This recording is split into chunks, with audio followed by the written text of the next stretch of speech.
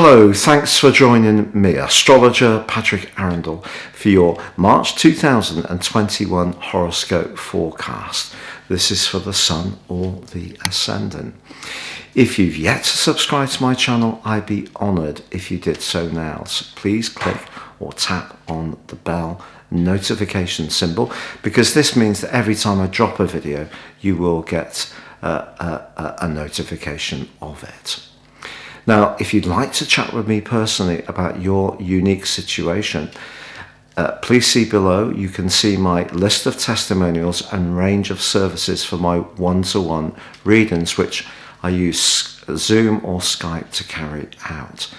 Also, if you'd like to ascend above your zodiac sign in a more affordable way, my personal horoscope reports, I'm offering a special offer, 30% off, based on your time, date and place of birth, so totally unique to you.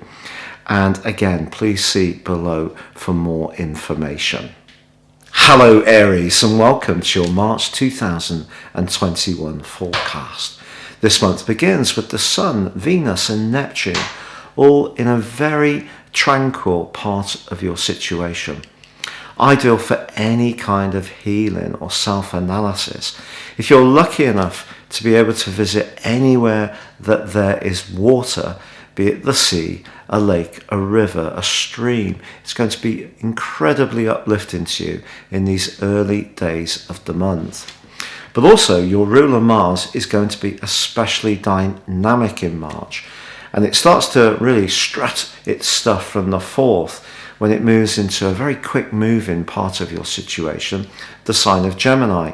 If there's anything you want to say, whether it's through a blog, writing a memoir, being a little bit more assertive in terms of your views with people immediately around you, then Mars is going to give you a lot of fresh impetus and enthusiasm. But the psychological dimension of your situation is definitely aroused by the Sun, Venus and Neptune all being gathered in that early part of the month, in the part of your scope that is to do potentially with endings. So if a relationship hasn't been working for you, and no one's going to leave your world who's truly right for you, then this could be a transitional phase, particularly on the 13th when we have the new moon in Pisces, which really asks you to become much more conscious of your shadow side, any fears or anxieties you've got, to embrace them, to see the goodness of them. But because this new moon is very, very close to Neptune, I feel that if there are any sensitivities or strands that are unresolved around you, then I do feel that you're going to look to grapple with them. But you know, Jupiter, the planet of growth, and Mercury, the planet of communication, come together in the most wonderful of ways in the first week of this month.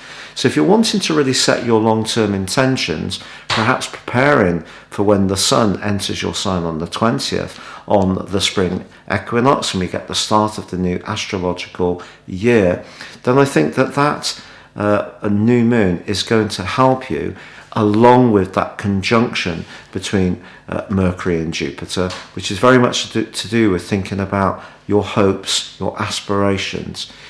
But I feel that you could be making some final decisions on who you can really trust and depend upon in terms of the people immediately around you. And it is the case that Mercury is actually still in shadow through to the 13th of this month. What that means is it's out of retrograde, which completed on the 21st of last month, but it doesn't actually emerge from the point at 26 degrees Aquarius when the retrograde first began until the 13th. So anything around friendships, your long-term future, which has been a bit unclear, I think that you're in the process of finding that clarity. But it may mean tuning into your sixth sense, taking some time out from some of the plans, hopes, or even interactions you'd normally be very enthusiastic about.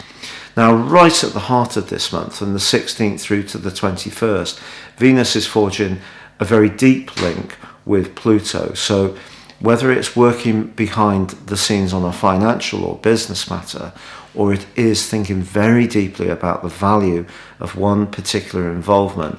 I think as you emerge from that, and we do have that wonderful spring equinox on the 20th, and then the arrival of Venus in your sign on the 21st, I think you're going to be really primed then to move forwards in a much more dynamic way.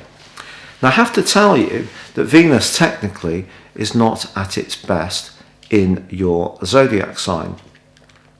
But that doesn't mean to say that you should feel that this is going to blight you, because in the last 10 days of this month, there's a fabulous conjunction between the Sun and Venus, which is going to give you a lot of sex appeal, a lot of added charisma, and you can draw all sorts of things to you. And don't be surprised if you're single, if more than one person is interested in you. Now, one of the tough parts of all our situations this year, through the first 7 months of 21, is the fact that Saturn and Uranus, the two rulers of Aquarius, are actually in conflict. But by the end of this month, the last 10 days, I feel the tension is going to be easing a little bit. So if you've got any financial concerns, look forwards to that point, because then your individual flair, your talents, your personal focus on making progress is going to be strengthened hugely. Not least by the fact that Mars, your ruler, is going to forge a fantastic link with Saturn. And also it's going to link very productively with the North Node. So your instincts, but also your industry and your ability to communicate effectively with people are really enhanced in the latter part of this month.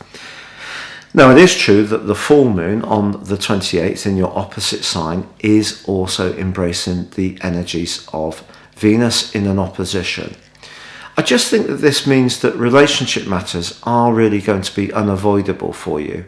But this can help you to really cherish and realize who is really there for you. So you don't have to see it in a potentially negative way. If there are or there is someone who's going to leave your world, it is for a sound reason.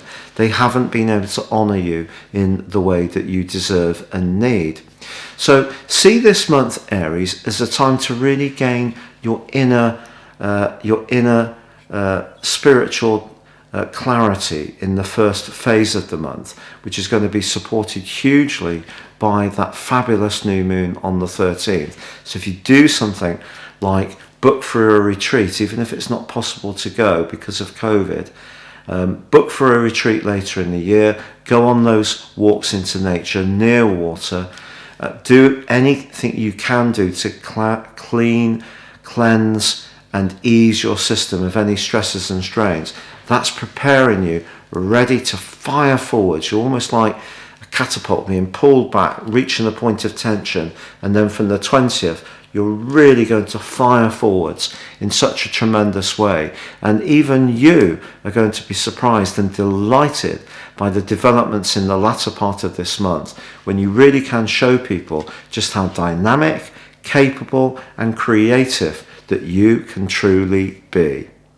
For now, stay safe, take care, good luck and goodbye.